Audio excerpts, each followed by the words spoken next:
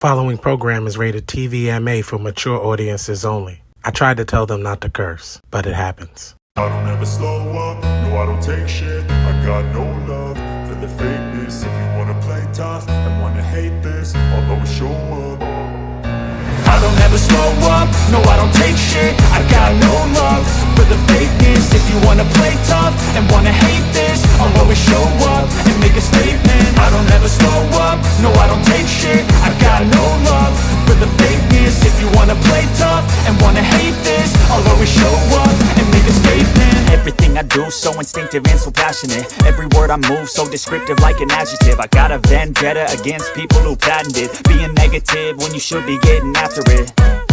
I got facts over tracks, this and that spit.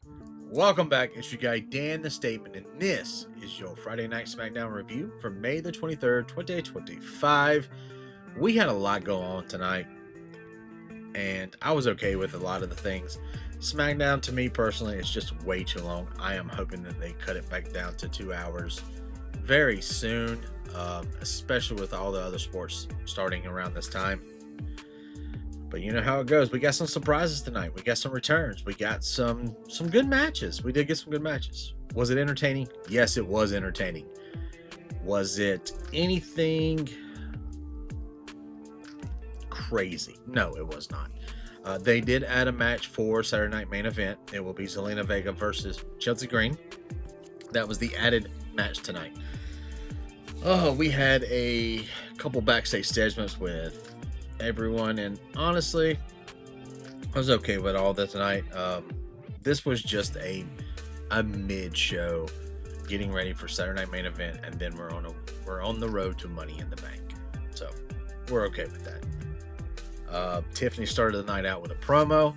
Was it something magical? No, it wasn't. It was all right. She basically said that, she beat Nia and she's here to stay as champion. Alexa Bliss's music hit. She comes down to the ring.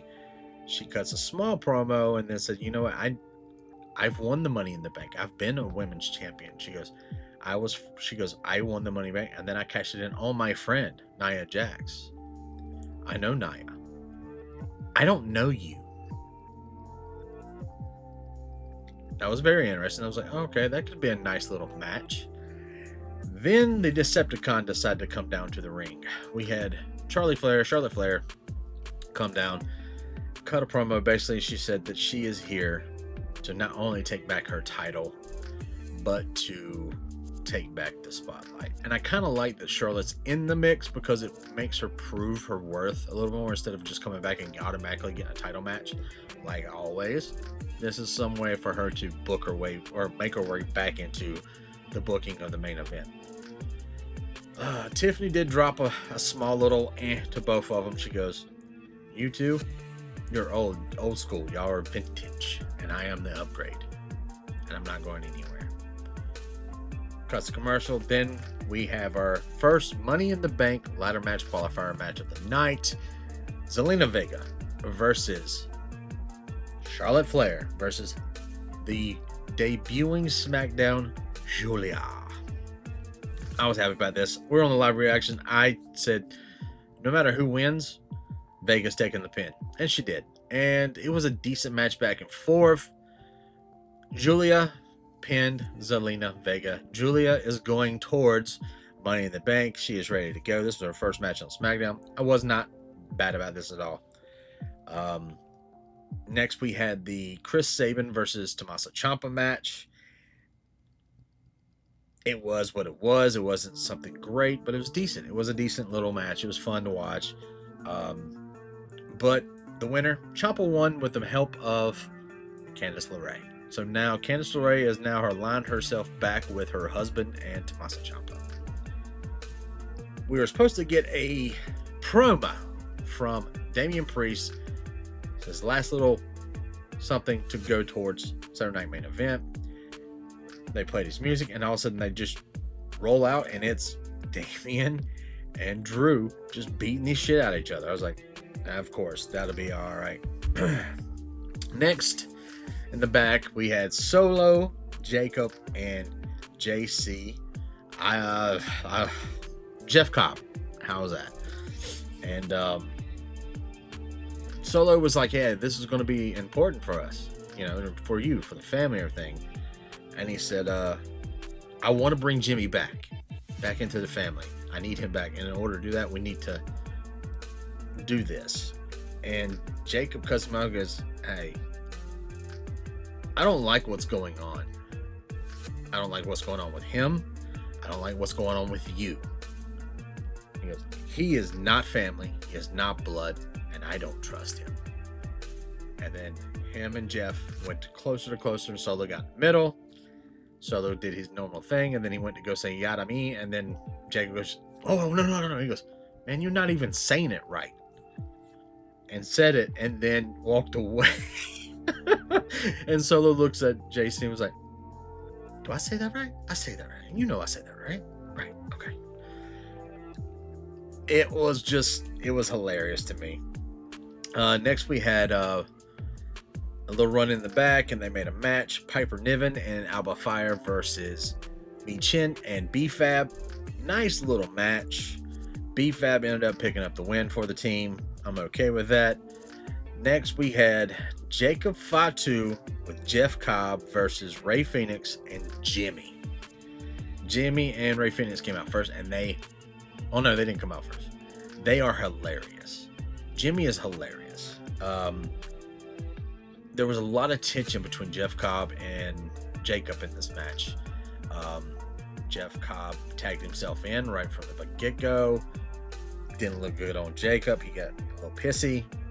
And then Jacob did the same thing to him. Eventually, them two ended up being on the same page. And Jeff Cobb picked up the win with the pin. It was great. R-Truth come out and cut a promo. He said that this guy, he loves John Cena. That's his childhood hero. The guy that he is seeing tomorrow is not John Cena.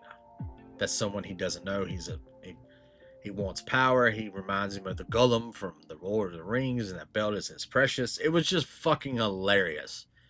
And Truth did drop, that, and it's not a title match, but I have a feeling we're gonna have a fun match with these two. I have a feeling. R-Truth always is comic relief. I would love to see him get one major title, just one time. So I switched my wish this was be a title match so that way Truth could win and then he drop it Monday on Raw. But we're not going to get that. Next, we had another Money in the Bank qualifier for the men's. It was Aleister Black versus Shinsuke Nakamura versus L.A. Knight. And this is a match that I've always wanted to see, not minus L.A. Knight. I wanted to see Aleister Black and Shinsuke mix it up. And Shinsuke went to the main roster when Aleister Black came to NXT Black and Gold. So we never got that match. We're going to get that match now because, unfortunately, LA Knight won the qualifier. LA Knight is going to the Money in the Bank.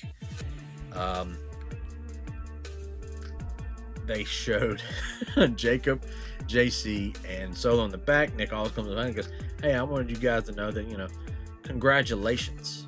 And we're sitting there talking to him about next week, and then Jacob looks at Solo and goes, I love you, Solo, and walks away. And then Solo sold this shit. Was so funny to me.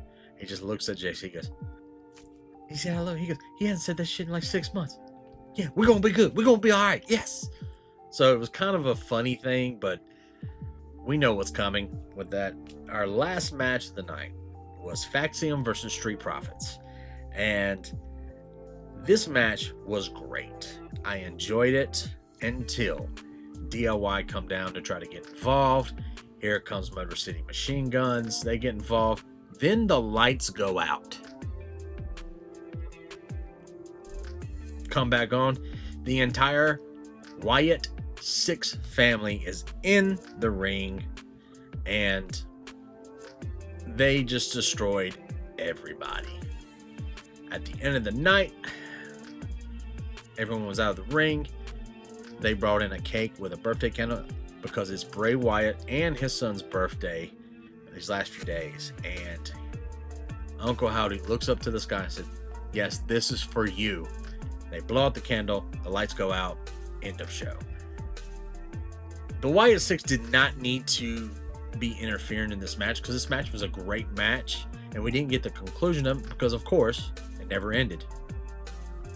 I thought this was a dumb move on WWE's part. If they were going to bring back the Wyatt Six, I get it. They should have brought them back in a different way. I get it. They're probably going to mix up in the tag team division, but at the same time, this was a great match. The Street Profits and Faxion were having a great match, and they fucked this up. They did. I was doing a reaction live video with one of my buddies on the other podcast, and we had our other Wrestle Chat up, and it was not good. Everyone said that this was the stupidest thing that they've seen in a while. Why? This was dumb. It was unwarranted. They fucked up a brand. Just a great, good match, and I agree with them. This shouldn't have happened that way. I'm glad that the Wyatt Six are back. They haven't been around in a very long time, and I hope to see them do something with them this time instead of what we've been getting. But also, guys, tomorrow we are going to have a live reaction for Saturday Night Main Event on this channel, on the Wolfpack channel, on the Wolfpack's Facebook page, Twitch, Instagram, you name it, we're going to be there. We got myself, and we got a special guest coming on, and I hope to see you guys there. The guys who came into the podcast, because we couldn't do it on Thursday, we had to do it today. I appreciate you. We had some new viewers come on. Everyone was talking. I appreciate you. Shout out to Alex for showing up. Thanks, bro. That was kind of you did a lot of you added to the conversation, and we appreciate you as well. We appreciate all you guys. So always remember, guys, to come see us Thursday 7:30ish every week for the podcast, and then come see us tomorrow. Just come through. Just come hang out. Just throw some comments on the screen while we're doing the podcast. It'd be great. And thank you guys for all the subscriptions and the likes and the shares for the Wolfpack and myself. We appreciate you, and I'll see you tomorrow at 8 p.m. for a Saturday Night Main Event. Thank you. I can't contain it, I'm coming out with a statement. You really changed, man, all your music and arrangement. You don't know shit, shut your mouth, you can